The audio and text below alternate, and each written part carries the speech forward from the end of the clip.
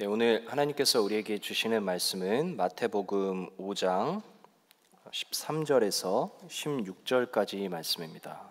신약성경 6페이지 어간에 있습니다.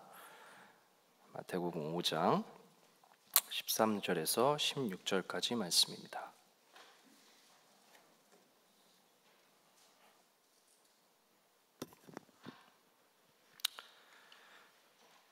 너무 저희가 잘 아는 말씀이죠. 한 절씩 교독하고 마지막 절은 함께 합독하도록 하겠습니다. 제가 먼저 읽겠습니다. 너희는 세상의 소금이니 소금이 만일 그 맛을 잃으면 무엇으로 짜게 하리요? 후에는 아무 쓸데없어 다만 밖에 버려져 사람에게 밟힐 뿐이니라.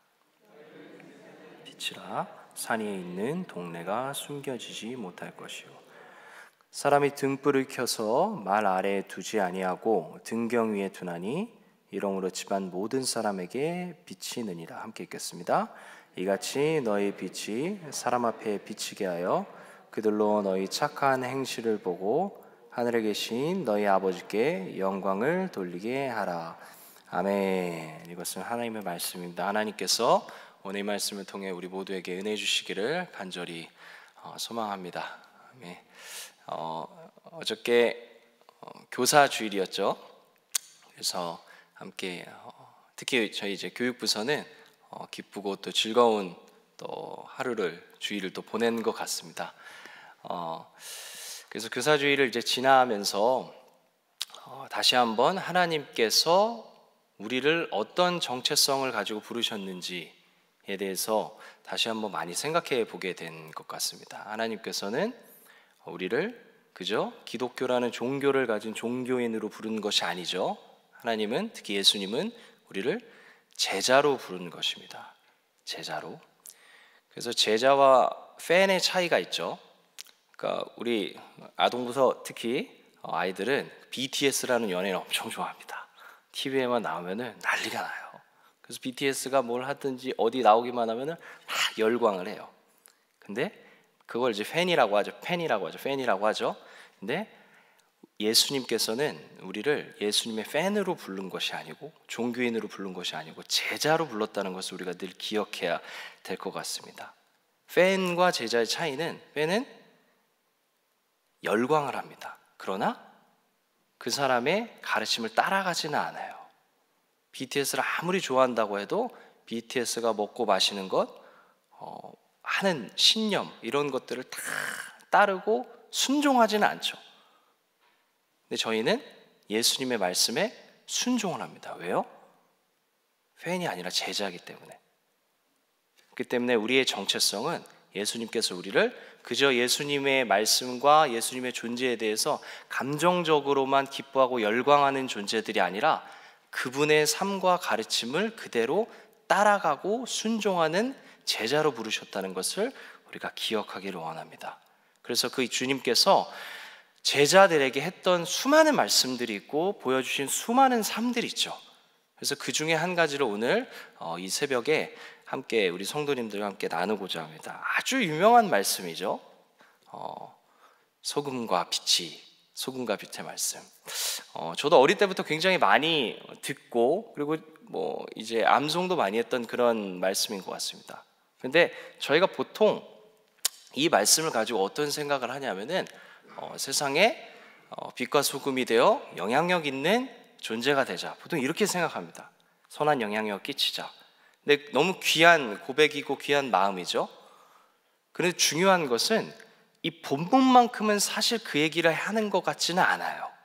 이 본문이 여러분들이 예수님의 제자로서 그리고 하나님의 사람들로서 좋은 영향력을 끼치는 영향력 있는 사람이 되어가지고 선한 영향력을 끼치는 사람이 되어라, 뭐 유명한 사람이 되거나 또 위대한 사람이 되거나 해서 선한 영향력을 끼쳐라 라고 얘기하는 걸까요? 사실 그렇지 않은 것 같습니다. 본문만큼은 이 얘기를 하는 것 같지 않아요. 그럼 본문은 과연 무엇을 얘기하고 있는 것일까요? 라는 질문을 가지고 오늘 이 시간 함께 제자들에게 주셨던 이 말씀을 함께 잠깐 살펴보고자 합니다. 일단은 우리가 보통 입술에 익은 것은 빛과 소금이 순서가 순서가 익숙하죠? 근데 사실 순서도 굉장히 중요합니다. 빛과 소금이 아니라 뭐가 먼저 나와요? 소금이 먼저 나옵니다. 근데 이게 별거 아닌 차이인 것 같지만 굉장히 큰 차이가 있습니다.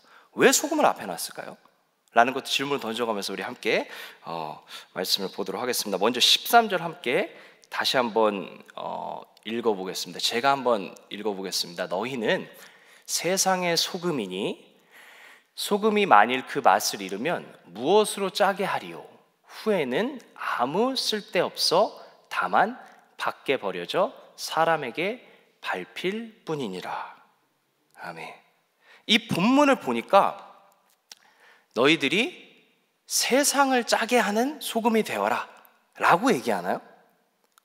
그렇게 얘기하지 않습니다. 세상을 짜게 하라고 얘기하지 않아요. 본문이 강조하는 것은 너희가 소금이 되라가 아니라 너희는 소금 그 자체다라고 얘기하는 겁니다. 이거 무슨 차이가 있나요? 라고 생각하실 수 있죠?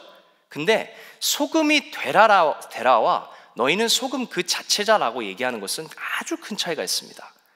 너희는 마치 소금 그 자체와 같아서 소금이 가지고 있는 속성인 그 짠맛을 잃어버리면은 아무 쓸모가 없다라는 것을 얘기하고 있는 거예요. 여러분, 저희가 슈퍼나 마트에 가가지고 소금이 필요하면은 소금이라는 그 팩에 담겨있는 소금이라고 써져 있는 팩이나 통을 사죠. 근데 갖고 오잖아요. 근데 이게 짠맛이 없어요. 그럼 보통 어떻게 하죠? 갖다 버리죠. 마치 그런 것이라는 겁니다. 너희는 제자라는 속성을 가지고 있는 존재들이다. 근데 너희가 겉에 봤을 때는 제자이지만 너희의 일상의 삶에서 제자의 속성이 너희에게 나타나지 않는다면은 아무 소용이 없다라는 말을 해주고 있는 겁니다. 그 말을 하기 위해서 소금을 비유로 든 겁니다. 왜요? 그 당시에 소금이 가장 귀했기 때문이에요. 그러면 그 얘기를 하면은 사람들이 맞아, 직관적으로 다가오는 느낌이 팍 오기 때문에 소금을 매개체로 쓴 것일 뿐이지 소금이 되라라는 말을 하는 게 아닙니다. 소금과 같이 짠맛을 잃어버리지 않게 너희는 제자로서 너희의 정체성인 제자의 속성을 절대 잃어버려서는 안 된다, 이 말을 하는 겁니다. 그래서 여기서 소금이 아니라 설탕을 얘기해도 아무 상관이 없는 거예요. 설탕의 속성은 뭐죠, 여러분? 단맛이죠. 그럼 이걸 바꿔서 너희가 설탕인데 설탕의 단맛을 잃어버리면은 사람들이 버리지 않냐? 너희도 제자의 속성을 절대로 잃어버려서는 안 된다 라고 얘기하는 겁니다. 13절 다시 한 번만 띄워주시겠습니까? 그 생각하면서 한번 볼게요. 뭐라고 얘기하는지 다 같이 한번 읽어보겠습니다. 시작. 너희는 세상의 소금이니 소금이 만일 그 맛을 잃으면 무엇으로 짜게 하리요? 후에는 아무 쓸데없어 다만 밖에 버려져 사람에게 밟힐 뿐이니라. 본문에 그렇게 나오죠. 세상의 소금이라고 하기 때문에 우리의 머릿속에는 우리가 어릴 때부터 들어왔던 그 고정관념이 있어서 우리가 세상을 짜게 만드는 좋은 영향력을 가져야 됩니다라는 생각이 있지만, 사실 본문은 너희가 마치 소금과 같은 존재처럼 소금이 짠맛을 잃어버리면 그 속성을 잃어버리기에 아무 소용이 없지 않니? 너희도 내가 너희를 무엇으로 불렀니? 제자로 불렀다.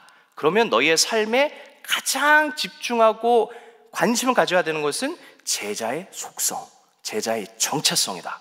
그 정체성을 잃어버리면 너희도 소금처럼 버리워질 수 있다. 너희는 예수의 제자가 아니다 라고 얘기하는 겁니다. 그래서 이거는 권면의 말씀이 아니라 경고의 말씀으로 받아야 되는 겁니다. 무섭게 엄중하게 다가오는 말씀인 거죠.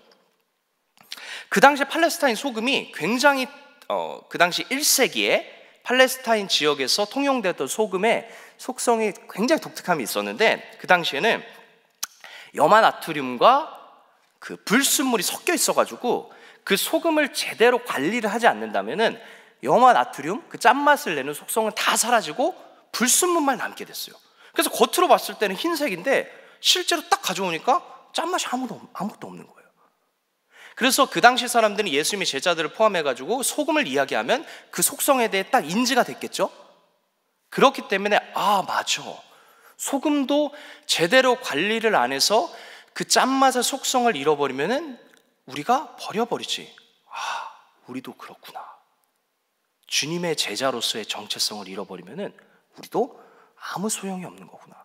마치 겉으로 봤을 때는 흰색이기 때문에 다른 소금과 다름없다고 보이지만 짠맛을 잃어버리면은 소금이 아닌 것처럼 우리의 겉모습은, 그리스도로 옷 입은 제자의 모습처럼 보여요. 예배도 드리고 열심히 기도하고 열심히 찬양하고, 그러나 우리의 일상의 영역에서 제자의 모습이, 제자의 열매가, 제자로서의 삶의 정체성이 나타나지 않는다면 우리는 하나님 보시기에 제자가 아니라는 겁니다. 이게 주님이 하시는 말씀이죠. 이게 저에게 하는 말씀입니다. 네가 목회자로서 아무리 말씀을 잘 전하고 아무리 열심히 사역을 하고 열심히 찬양을 해도 너의 일상의 삶 속에서, 네가 있는 곳에서 예수님이 전한 말씀, 그 삶의 모습의 열매가 나타나지 않는다면 그거 꽹과리일 뿐이다. 우리 모두에게 주는 말씀인 겁니다. 그래서 소금을 들어서 그 이야기를 한 것입니다. 그러면 그 예수님께서 얘기하신 그 소금을 들어서 얘기한 그 제자의 정체성은 뭘까요? 이 본문이 놓여져 있는 맥락이 어디죠, 여러분? 우리가 너무 잘 아는 산상수훈의 말씀입니다. 이 위에 무슨 내용이 있는지 아십니까 혹시? 우리가 너무 좋아하는 팔복의 말씀이 있어요. 팔복의 말씀을 하면서 그 마무리, 종결 어미에서 마무리를 하는 부분에서 이 말을 하게 된 겁니다. 그러면 시간이 없어 다 읽지 못해서 제가 설명을 드리고 조금 말씀을 읽어드리면은 5장 1절에 산상수훈이 시작되는 1절에 이렇게 얘기합니다. 성경이 있으신 성도님들은 같이 보셔도 좋고요. 5장 1절 제가 읽어드리겠습니다. 어떻게 이 말씀이 시작되냐면은 예수께서 무리를 보시고 산에 올라가 앉으시니 제자들이 나옵니다.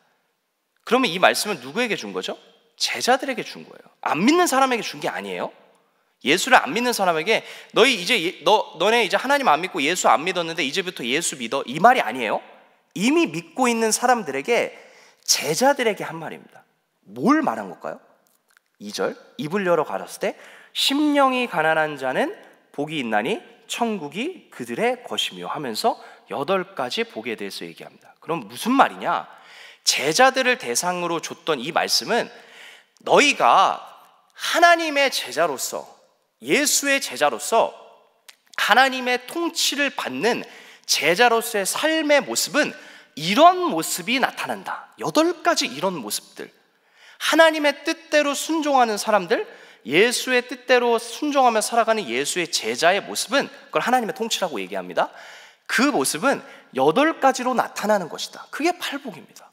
그럼 바꾸어 말한다면은 너희의 모습 가운데 이런 8가지의 열매들, 이런 모습들이 나타나야지만 너희가 제자로서의 참된 정체성을 가진 것이다, 이 말을 하는 겁니다.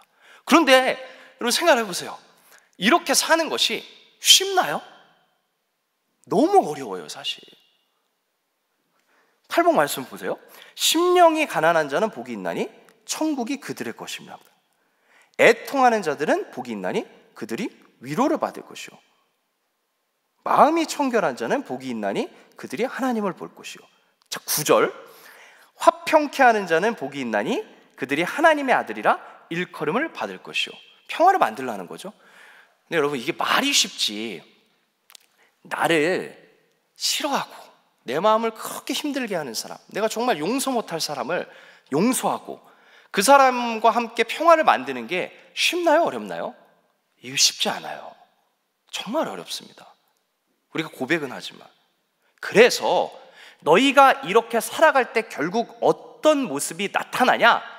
현실의 삶 속에서는 고난이 찾아온다, 박해가 찾아온다, 핍박이 찾아온다. 그게 제자로서의 삶을 살아갈 때 필연적으로 마주하는 우리의 현실이다 라고 얘기합니다. 한번 볼까요? 말씀 한번 띄워주시겠습니까? 10절입니다. 함께 읽겠습니다. 제자로서 살아갈 때 10절, 11절의 현실을 우리가 마주하게 된다는 거죠. 함께 읽겠습니다. 시작. 의를 위하여 박해를 받는 자는 복이 있나니 나로 말미암아 너희를 욕하고 박해하고 거짓으로 너희를 거슬러 모든 악한 말을 할 때에는 너희에게 복이 있나니. 아멘. 여기서 뭐라고 얘기하죠? 너희가 이렇게 살아갈 때 그렇게 살아가는 삶이 의이다, 의로운 삶이다. 성경에서 나오는 의는 사실 우리가 생각했을 때 예수께서 우리를 의롭게 해주셨습니다 하니까 우리의 행위, 우리의 삶의 모습과는 상관없는 것이라고 보통 저희가 잘못 생각하는데 사실 그렇지 않습니다.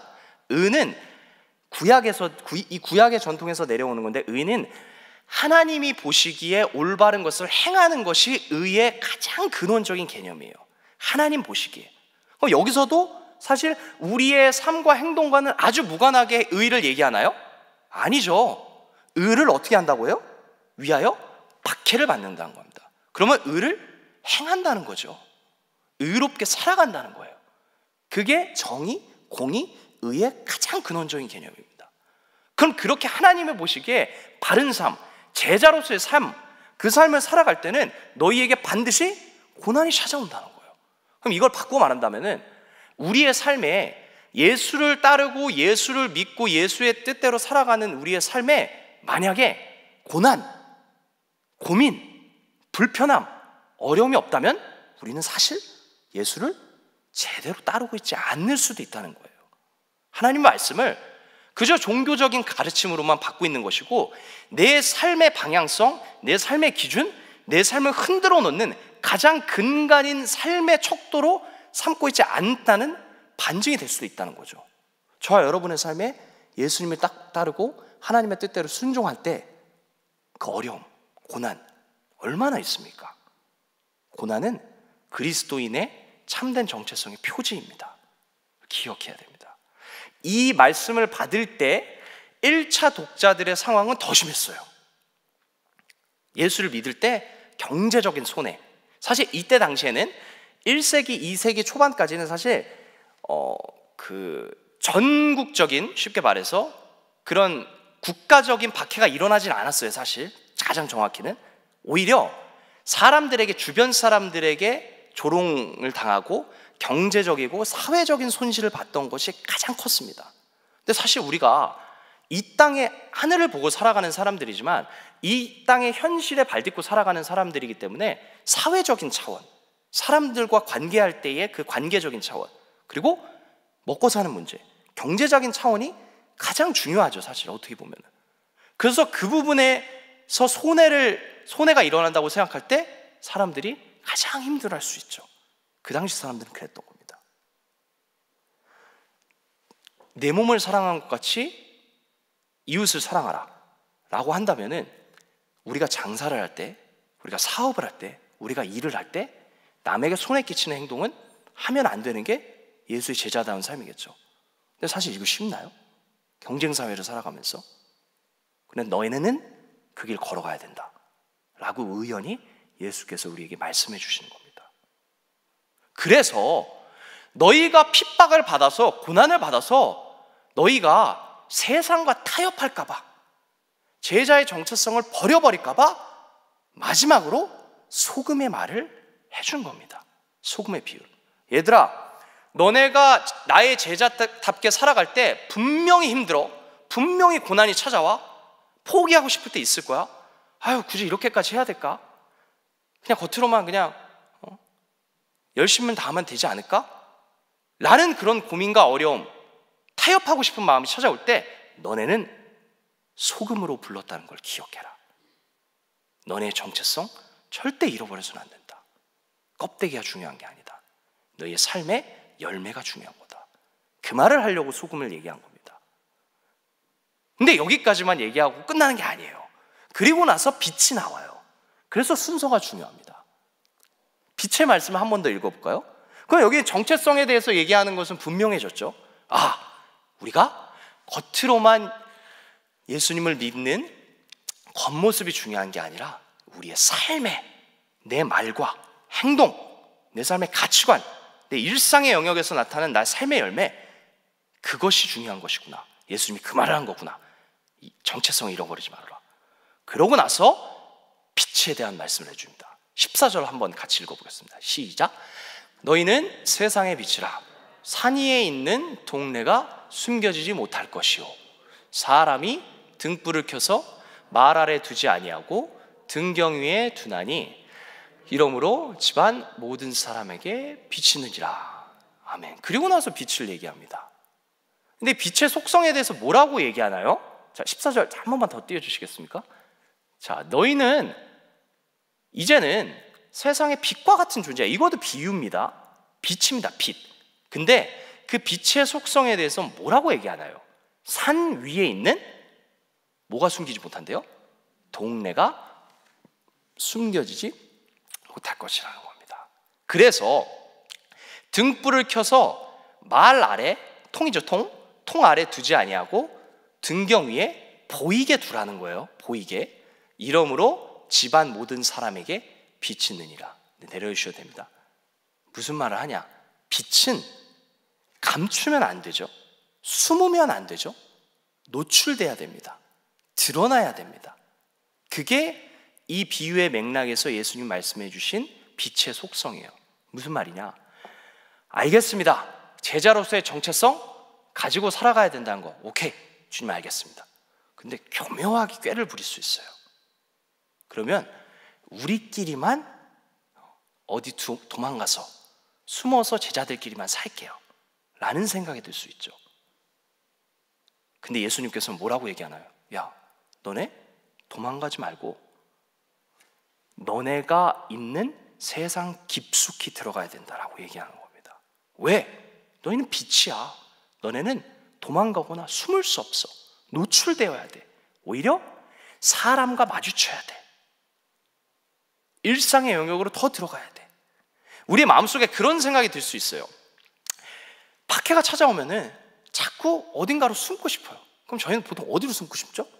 교회로 숨고 싶어요. 예배만 드리고 싶고요.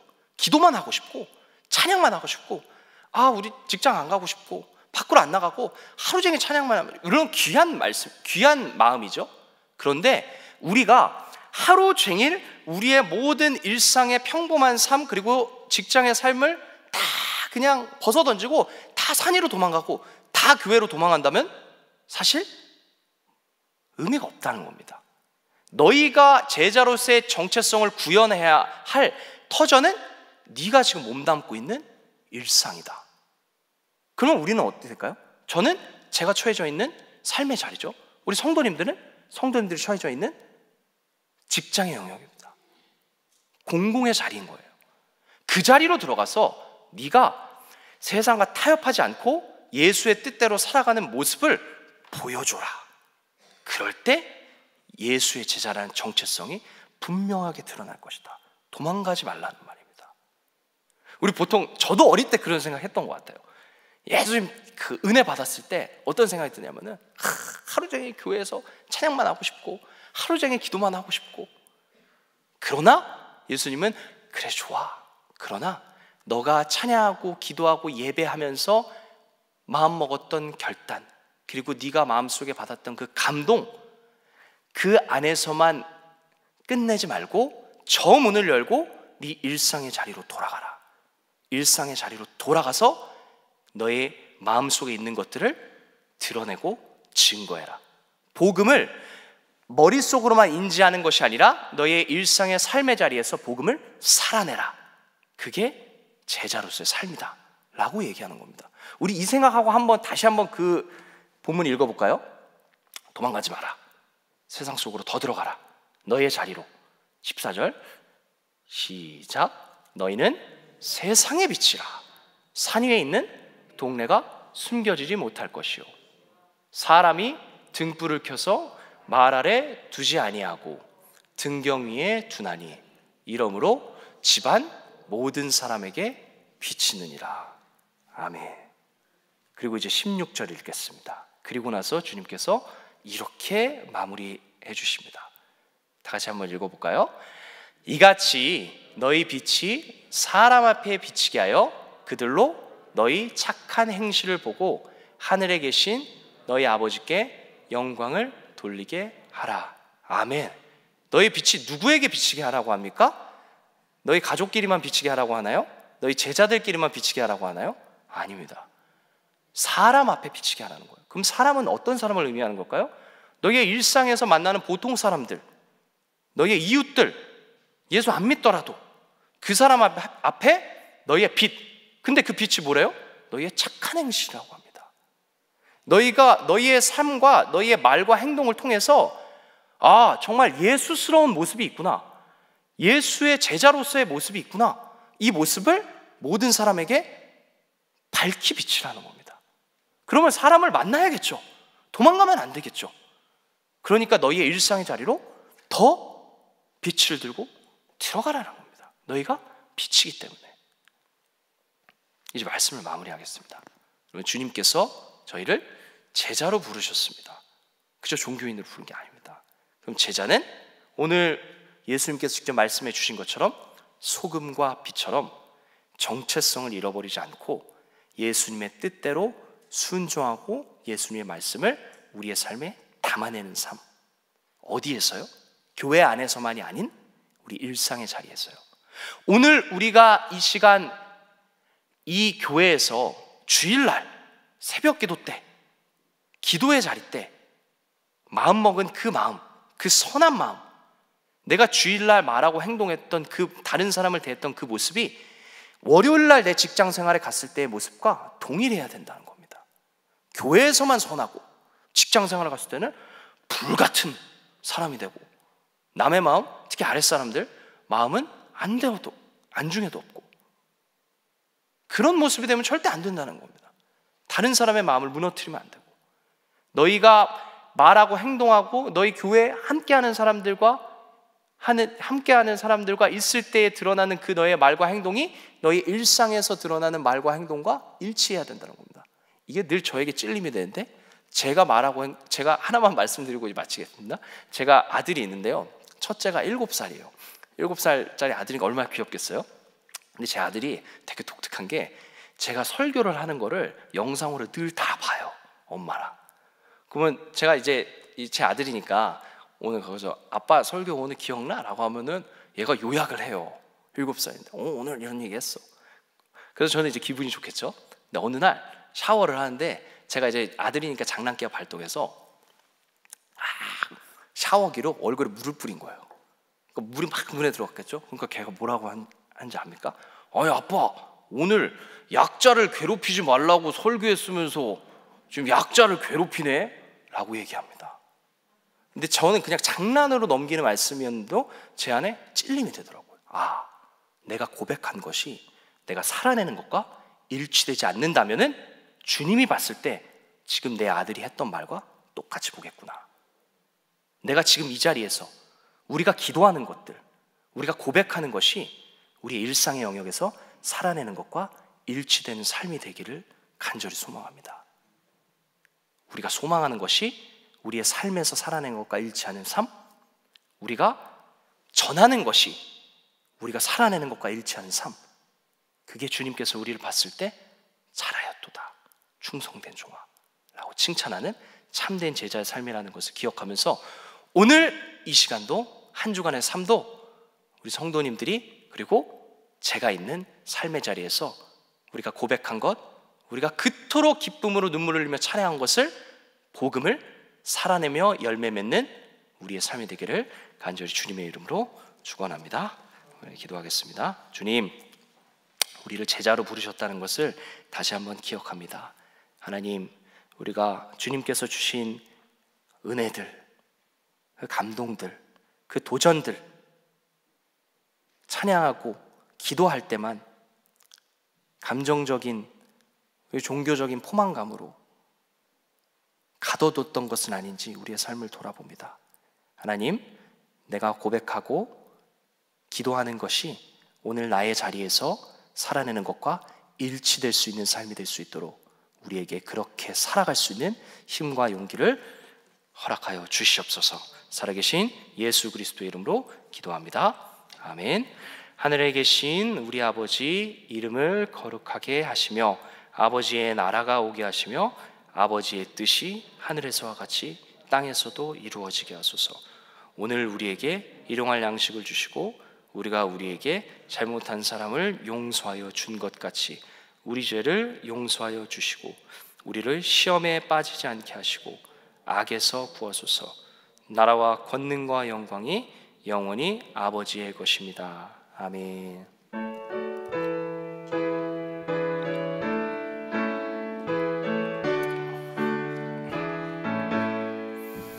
주여 내게 성령으로 충만하게 채우사 생명수가 강물처럼 흐르게 하옵소서. 나를 일꾼 삼으신 주 크신 능력 주시고 언제든지 주 뜻대로 사용하여 주소서.